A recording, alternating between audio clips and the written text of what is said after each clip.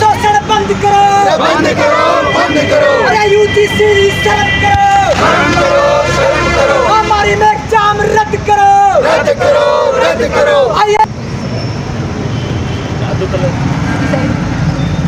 आज किस चीज़ को लेकर, किस मांगों को लेकर प्रदर्शन कर रहे हैं सारे छात्र? देखो, काफ़ी दिनों से जब से कोरोना महामारी का समय हुआ है और जो बार बार छात्रों को भ्रमित किया जा रहा है, कभी छात्रों कह रहा है कि आपके एग्ज़ाम लिए जाएंगे, कभी कह रहे हैं नहीं लिए जाएंगे। एक तो ये समस्याएं बहुत ज़्यादा है, छात्र भ्रमित हो रहे हैं। इसके अलावा जब यूजीसी की गाइडलाइन आ चुकी है कि इस साल फीस में किसी प्रकार की कोई बढ़ोतरी नहीं की जाएगी, उसके बावजूद जो रीअपियर के फार्म 1500 रुपये थे वो 5-5 हज़ार रुपये में भरवाए जा रहे हैं। छात्रों का आर्थिक तो शोषण किया जा रहा है और जो सामान्य फीस है और डिस्टेंस की जो फीस है 20-20 हज़ार रुपये थी वो 1.5 कर दी गई है, मतलब 30-30 हज़ार रुपये कर दी गई है। ये समस्या छात्रों को लगातार आ रही है और छात्रों का आर्थिक शोषण लगातार किया जा रहा है यूनिवर्सिटी की तरफ से। और आप लोगों को पता है कि कोरोना महामारी के चलते हर परिवार की आर्थिक स्थिति बहुत ख़राब है। इसके अलावा जो एक तो हरियाणा सरकार ने अब की बार सब एग्ज़ाम ख़त्म हो चुके हैं, इसके पीएमएस के फॉर्म अब ऑनलाइन किए हैं और उस ऑनलाइन फॉर्म में भी लगातार जो छात्रों की समस्याएं आ रही है।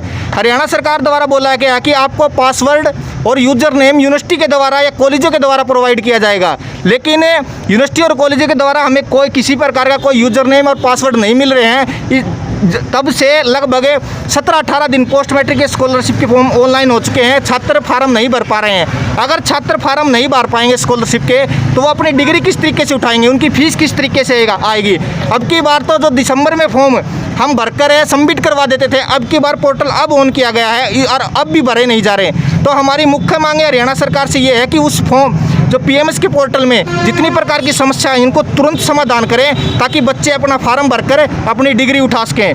और जो ये फीस बढ़ाई गई है, ये जो तुगलकी भी फरमान यूनिवर्सिटी द्वारा जारी किया गया है, इसको तुरंत वापस ले, वरना डीएसएफआई हिसार ही नहीं पूरा हरियाणा प्रदेश के अंदर प्रदर्शन करेगी। अब आने वाले समय में हमारा संघर्ष लगातार चलता रहेगा। आज से शुरू हुआ और जब तक ये कदम वापस नहीं लेती तब तक पूरा हरियाणा प्रदेश के हर यूनिवर्सिटी में हम प्रदर्शन करेंगे। आज कोई यूनिवर्सिटी की तरफ से कोई ज्ञापन वगैरह आपकी बात सुनने के लिए कोई आया आपके पास? हमारे पास यूनिवर्सिटी की तरफ से सिर्फ डिप्टी रजिस्ट्रार आए थे और वो भी सिर्फ मिट्टी गोली देने के अलावा, बच्चों को भ्रमित करने के अलावा किसी प्रकार की कोई भी हमारी जो समस्या का समाधान करने का आश्वासन नहीं देकर गए हैं। सिर्फ और सिर्फ हमें बरगलाया जा रहा है कि हम यहीं से वापस लौट जाए और हम इस तरीके से ही भटकते जाएं। हमारे जो schedule caste, schedule tribe, DNT और एसटी के जो बच्चे हैं, जो छात्र हैं, वो लगातार स्कॉलरशिप की समस्या को लेकर इधर उधर भटक रहे हैं। ना तो अगर हम डीएचसी में फ़ोन करते हैं तो वो कहते हैं आप यूनिवर्सिटी प्रशासन से संपर्क करो, अगर यूनिवर्सिटी प्रशासन से हम संपर्क करते हैं तो वो कहते हैं कि आप डीएचसी से संपर्क करो। बच्चों को किसी प्रकार की समाधान के बारे में बिल्कुल भी नहीं बताया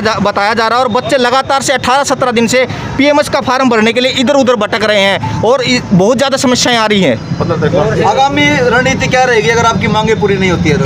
अगर हमारी मांगे पूरी नहीं होती है, पोस्ट मैट्रिक और फीस बढ़ी हुई, तो आगामी रणनीति ये होगी कि प्रदेश के प्रत्येक विश्वविद्यालय तथा कॉलेजों के बाहर हम इसी प्रकार अनिश्चितकालीन धरने की ओर आगे बढ़ेंगे। अपना नाम और पद बता दो।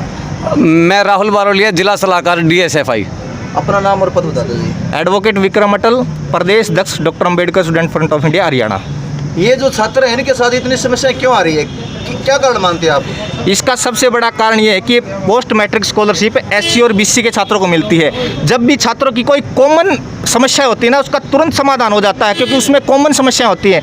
लेकिन जब भी समस्या एससी बीसी या एसटी के जो छात्रों के लिए होती है उसमें सरकार बिल्कुल भी न्याय नहीं देती। ये सरकार सिर्फ एससी बीसी के छात्रों को भटकाना चाहती है और उनको किसी प्रकार की समस्या के ऊपर कोई भी समाधान नहीं करती। ये सिर्फ जातिवाद इसका कारण है कि हरियाणा प्रदेश के अंदर जो डिप्टी सीएम है, आज जो डिप्टी सीएम बना बैठा है, उन्होंने उसका अगर मेमोरेंडम उठाकर देखोगे, अगर उनका घोषणा पत्र उठाकर देखो, उन्होंने कहा था कि हम जो एससी एसटी के और ओबीसी के छात्रों की जो स्कॉलरशिप डबल करने का काम करेंगे। लेकिन इस बार तो ये हुआ कि जो फार्म दिसंबर तक भरकर हम सबमिट करवा देते थे और मई में पेपर होने के बाद जून जुलाई में हमारी स्कॉलरशिप आ जाती थी, छात्रवृत्ति आ जाती थी। आज ये मुद्दा है कि वो जो डिप्टी सीएम बना बैठा है उसके बारे में ध्यान नहीं दिया। आज तक पोर्टल ऑन, अब पोर्टल जाकर ऑन हुआ है और उसमें भी 1000 प्रकार की समस्याएं, कोई भी बच्चा फार्म नहीं भर पा रहा। इतनी समस्याएं आ रही है कि मतलब डीएचसी वाले ध्यान ही नहीं दे रहे, हरियाणा सरकार ध्यान ही नहीं दे रही, क्योंकि ये जो मुद्दा है ना, ये SC BC के छात्रों का है, ये गरीब छात्रों का है, इसलिए ये बिल्कुल जातिवादी सरकार है। अगर समस्याएं कॉमन होती है ना तो उसके ऊपर तुरंत संज्ञान लिया जाता है, लेकिन अगर समस्याएं SC BC के छात्र है तो उसके ऊपर किसी प्रकार का संज्ञान नहीं लिया जाता। सरकार बिल्कुल जातिवादी व्यवस्था के तहत ही काम कर रही है। जिंदाबाद जिंदाबाद छात्र एकता जिंदाबाद जिंदाबाद जिंदाबाद नक्शे प्रशासन शर्म करो, शर्म करो अरे शर्म नहीं तो डूब मरो, बड़ी फीस से वापिस लो, वापिस लो वापिस लो ये आर्थिक शोषण बंद करो, बंद करो बंद करो हरियाणा सरकार शर्म करो, शर्म करो शर्म करो PMS का हल करो, हल करो हल करो नक्शे प्रशासन होश में आओ, होश में आओ होश में आओ नक्शे प्रशासन मुर्दाबाद, मुर्दाबाद मुर्दाबाद UGC होश में आओ, होश में आओ होश में आओ ये महामारी में एग्जाम रद्द करो, रद्द करो MHRD शर्म करो, शर्म करो शर्म करो महामारी में एग्जाम रद्द करो, रद्द करो छात्र एकता जिंदाबाद, जिंदाबाद जिंदाबाद छात्र एकता जिंदाबाद, जिंदाबाद जिंदाबाद नक्शे प्रशासन मुर्दाबाद, मुर्दाबाद मुर्दाबाद हरियाणा सरकार मुर्दाबाद, मुर्दाबाद मुर्दाबाद हरियाणा सरकार मुर्दाबाद, मुर्दाबाद मुर्दाबाद हरियाणा सरकार मुर्दाबाद, मुर्दाबाद छात्र विरोधी सरकार मुर्दाबाद, मुर्दाबाद मुर्दाबाद नक्शे प्रशासन होश में आओ, होश में आओ होश में आओ नक्शे प्रशासन शर्म करो, शर्म करो शर्म करो शर्म नहीं तो डूब मरो, डूब मरो बटी हुई फीसें वापिस लो, वापिस लो वापिस लो ये आर्थिक शोषण बंद करो, बंद करो बंद करो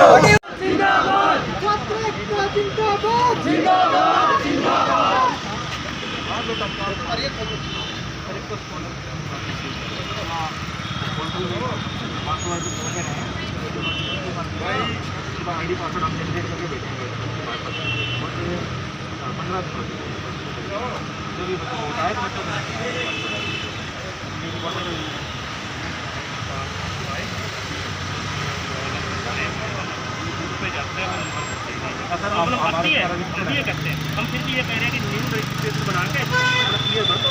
वो न्यू रजिस्ट्रेशन बना के वो करेंगे कि यार ऑलरेडी रजिस्टर्ड आप न्यू नहीं करेंगे, हमारा मैसेज अपडेट करेंगे हम। मैं एक बात और है सर, उसमें कह रखा है अगर आपका गलती से अगर हमने न्यू रजिस्ट्रेशन करके भर दिया है, उसमें बाद में कोई भी एडिट का ऑप्शन नहीं है और रिस्पॉन्सिबल